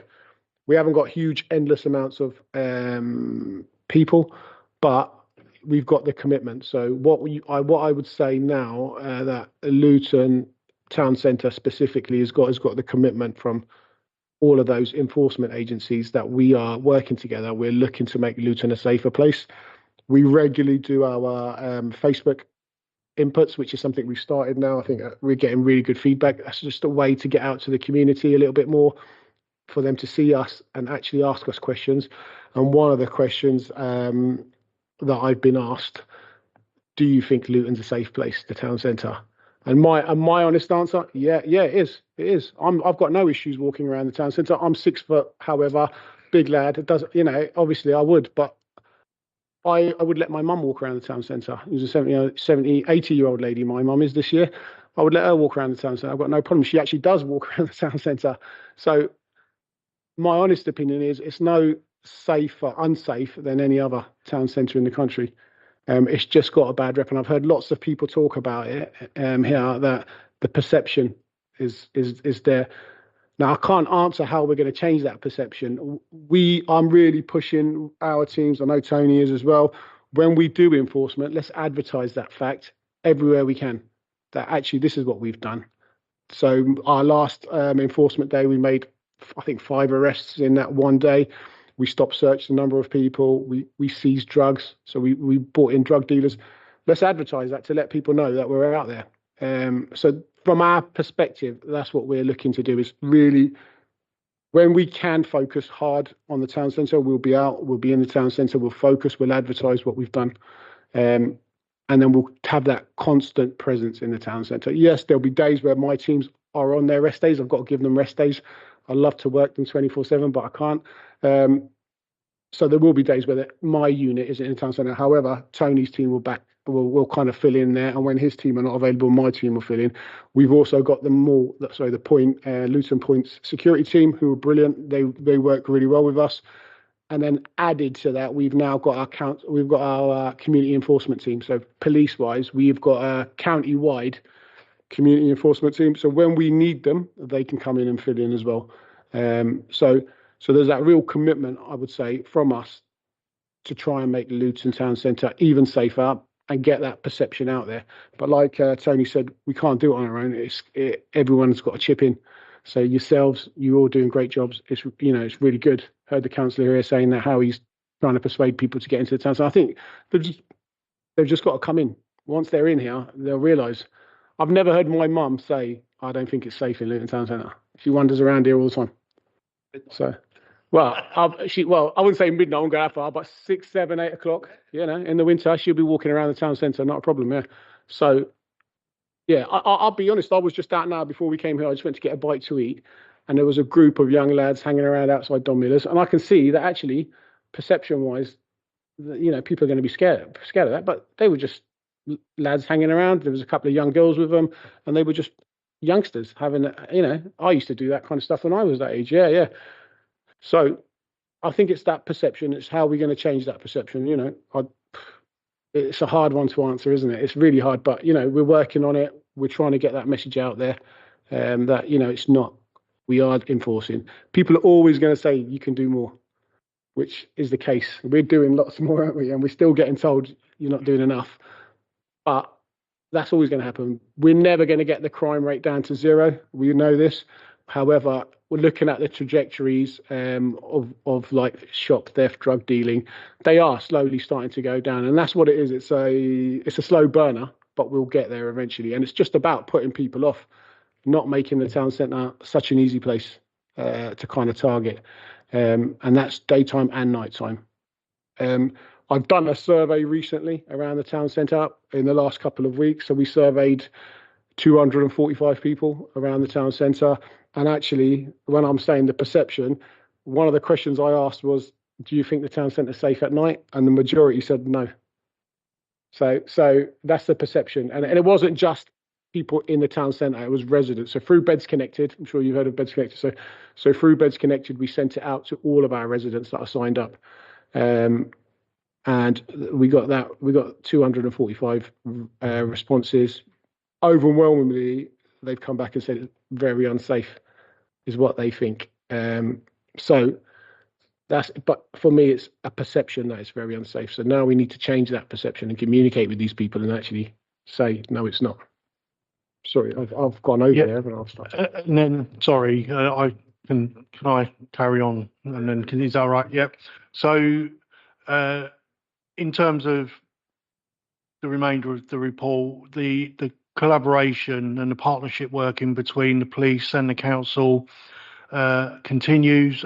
We carry out proactive patrols in and around the town centre, both during the daytime, during the evenings, and again, that is with a range of services from neighbourhood services, parking, licensing, police, trading standards, outreach teams that deal with rough sleeping. All of those teams and services are involved in that piece of work. We plan in a number of those operations across the year to deliberately make sure that we're providing coverage across the evenings, late into the evenings. The work that we do is supported by a dedicated town centre antisocial behaviour case management officer. That ensures we've got a consistent approach which is delivered to the victims and the perpetrators of crime in relation to ASB. That role is a vital link between the council and the police. It ensures consistency around the work that's done between us both.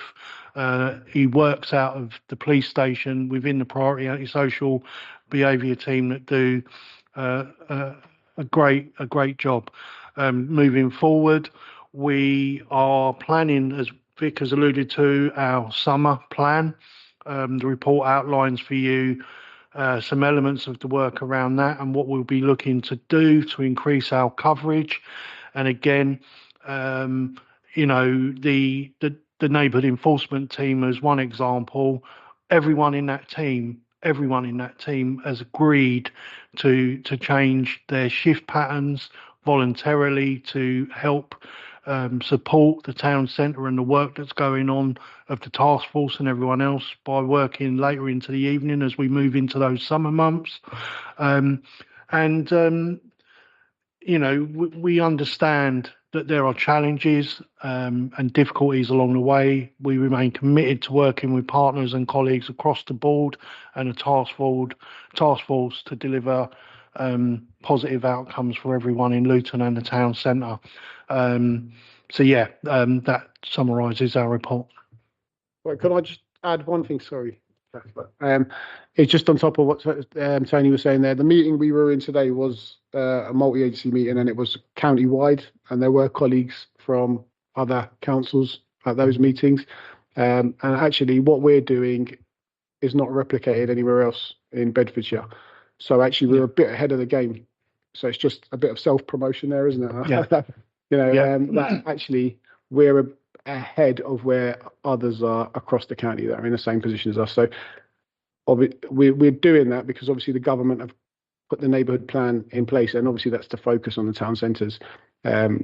And a lot of the stuff we're doing, actually, the others are thinking, oh, actually, we haven't got that. So it's just something extra for you. If you weren't aware, I thought I'd make you aware. Thank you, Chair. Just to say that actually the team's doing a really good job, because I've noticed a significant difference as a young woman who uses the town sometimes quite late. I mean, I leave the meetings here very late sometimes, and I have noticed a difference. It is a lot safer, and also there's more visibility in enforcement officers and police. So I just wanted to say you're doing a good job, and I think, yes, there is room for improvement, but there always will be. But just to say that it has improved massively, and that's an observation that I've picked up on. Thank you very much. The team will appreciate that, I'm sure.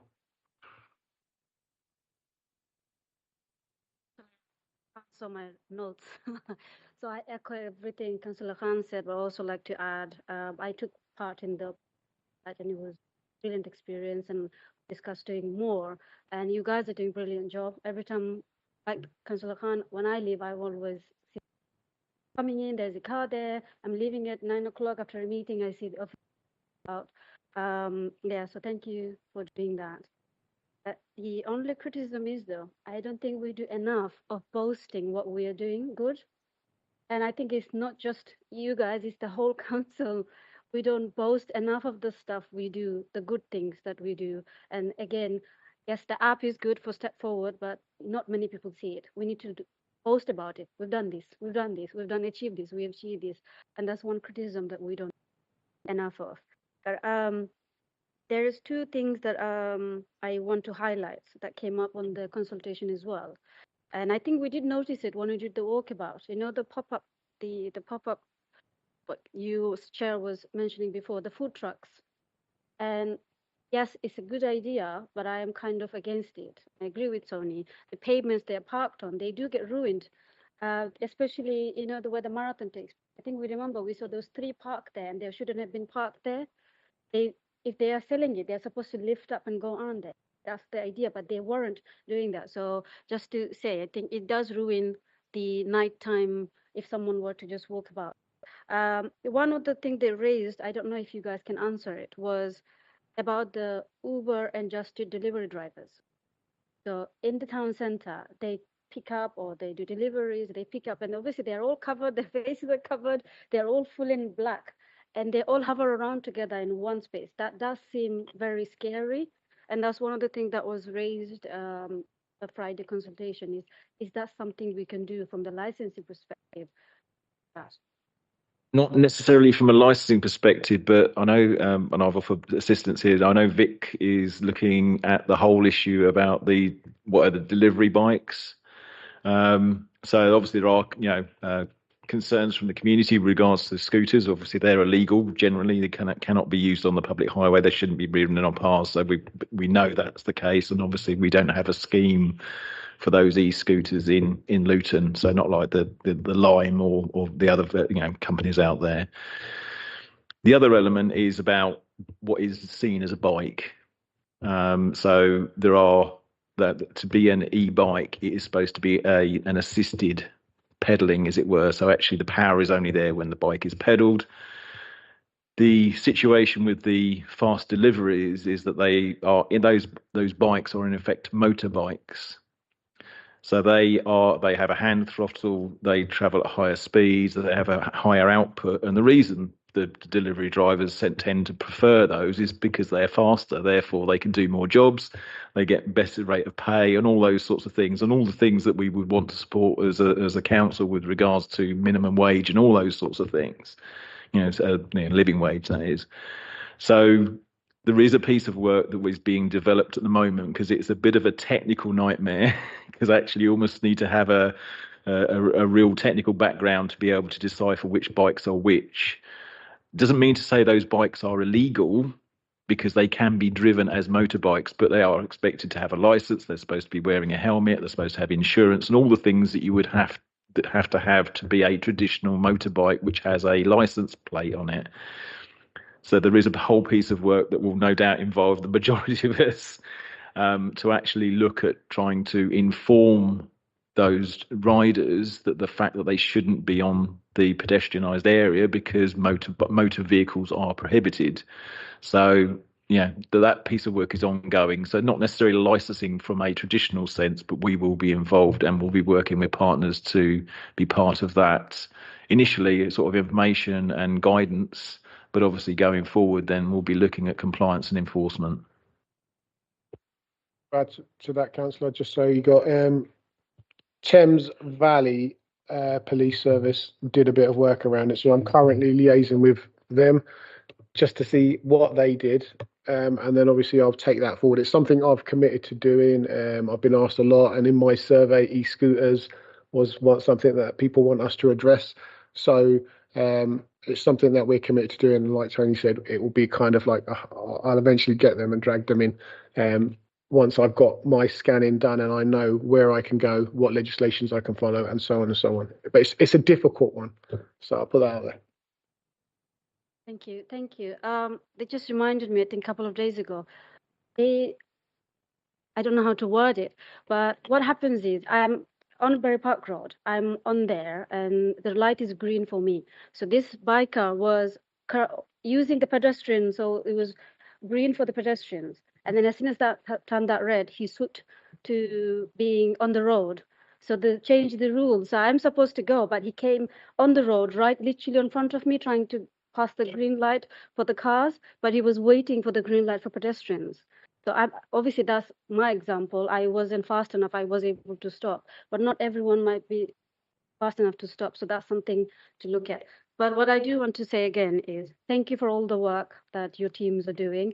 And especially thank the volunteers who decided to work from instead of 6 to finish at 10. That's especially in the summertime. So town centre I work about a lot because it is my ward. So thank you so much. As Councillor Khan said, I can still do. If I could just respond to the comment on telling people what we're doing, we are, what I think is doing quite a lot of that. All the teams and the services access Facebook, X as it's now known. We link in with the main council communication pages. We do all sorts of comms around telling people what we do. I think James's team try and post something at least once a day for what neighbourhood enforcement are doing across the board, including working town centre. I regularly see stuff from licensing being posted. So take the points on board, absolutely. We'll see what we can do. But I think we try to do quite a lot, including the Facebook Live events that we've held 2 of now, and I'm more than happy to take part in more of going forward. Thank you, Chair. Thank you. 2 things from my side, please. To Tony Ivor, what happened to the street pastors? Sometimes they're called street angels in other cities. They would be quite useful as part of, I don't think they're around anymore, but I might be wrong. But that would be a useful addition to what is already happening. The street pastors still do operate, but on not as a frequent as they did. I think partly because of lack of volunteers, and also, in a way that they weren't finding that they necessarily were being engaged in the same way as they were previously. So they still exist. That also sort of ties in with the work that we're trying to do around the SOS bus. We're still trying to find a mechanism to replace the main bus, which was a place of safety.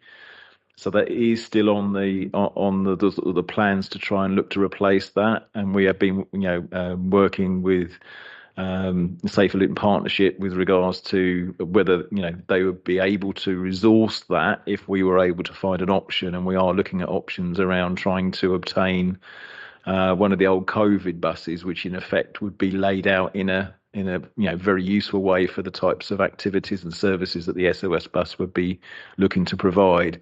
So those things are still in motion, and it is a gap that we recognise, and it is something that we're actively working on. So yeah, it's just got to bring the parts of the jigsaw together. My second question, please, is to Vic. When when you've got the 10 o'clock to 5 o'clock in the morning, Fridays and Saturdays, 6 police constables and 1 sergeant, will they be foot patrols? Always. So they will be visible around those times of the day in the town centre, highly visible.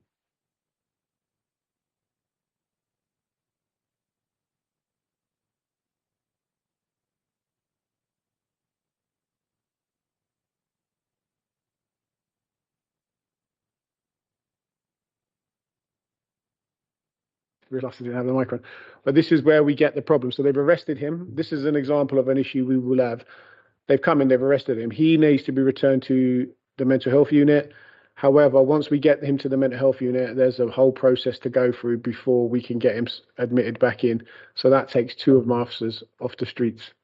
That's where we suffer. Once we make arrest, it's difficult to get them back out because of all the paperwork that goes with it. And our numbers aren't the biggest, as you see there. I should have 8 police constables in my team. I've actually only got 5 at this time. I've got 2 that I've recruited, but they can't be released from their teams at this minute. They're currently on the frontline role patrol, and they can't be released. But once I get those 2 in, it will go up to 7, and then I've got 1 vacancy, which I'm looking to fill. But for now, I've got 5. So if you think about it, 2 of them are out of the picture today. That left 3. If another one makes an arrest, they'll be out of the picture. And soon enough, if you're making enough arrests, you're doing enough proactive work, they're all out of the picture. Penalised for doing your job, aren't you? Yeah, this is the problem we have. And then it leaves PCSOs. So I've really, because of knowing that, I've looked, how can I tackle that? And I've really gone out to get more PCSOs into the team. So we now, from having 0 when I joined the team, we've got 4 PCSOs in our team. They won't get involved in that prisoner bit. So they will be like a visible deterrent out there. But again, can enforce certain things. They can give CPNW, CPNs and CBOs and do all of that kind of stuff. However, won't be able to make arrests. So it's a balancing act. But it's working. It's working at the minute. Hopefully I can get the team up to kind of the numbers that I want. Final question to Corey. You said 50% of the respondents don't come into the town centre. Is there a possibility that we could organise some kind of event to target those people, maybe not late into the night, but in the evening, to try to encourage them in, so that seeing is believing when it actually, and we can obviously make sure that it looks good on the date and time. But is it something that we could do? Reach out to those and say that, especially if they've said that they don't come in because of safety issues, that we would like to invite you in to have an event in the town centre to see that everything is not to what they think it is. Yeah, I mean, we can certainly try to put on larger events that might attract some of those people. I think the challenge will be we don't know what the thing will be that will necessarily bring those people in. What some of the analysis might tell us from the survey is digging into which things they've highlighted they'd like to see more of for that specific group of people that have responded to the survey. But there will be some of those things already happening in the town centre, whether those people don't know about those things or whether those people are just not wanting to come in anyway because of the other barriers that they see will be the challenge. But I think we could certainly look at what does the survey tell us about that half of the respondents who say they never come in. Is it particularly live music events, for example, that might be the thing? Is there kind of a big live music event we could look to put on that we really kind of go very kind of big on the comms and marketing to really try and attract people in for that one thing? I think the challenge will be whether some of those people are just very disengaged and not willing to come in at all. I think that would be the challenge probably.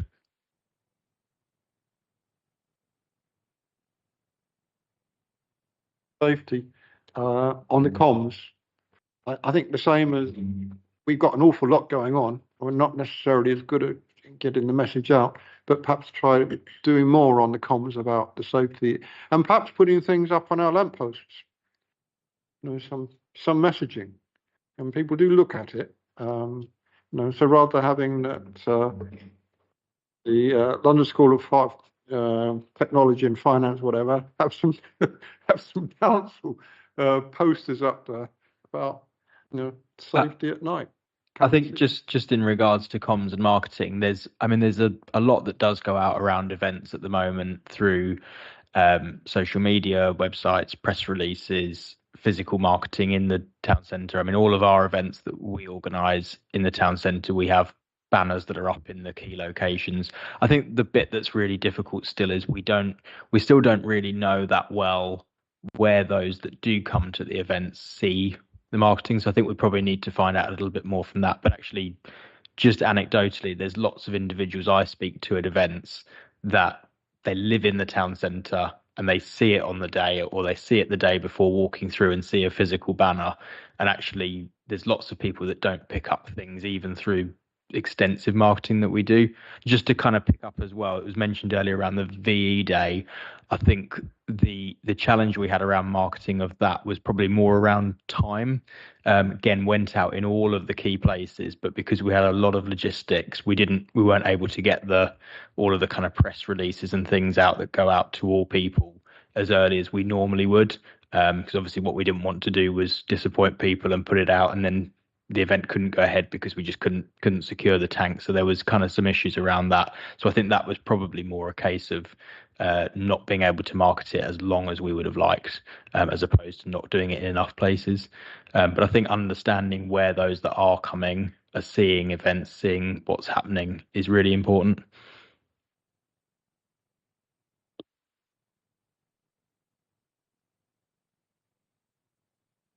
Thank you, everybody, then, for your attendance. A quick comment to Tony Stefano. I understand that your team are up for an excellence nomination. So good luck on that. Thank you very much. I'm sure they'll look forward to it if they win.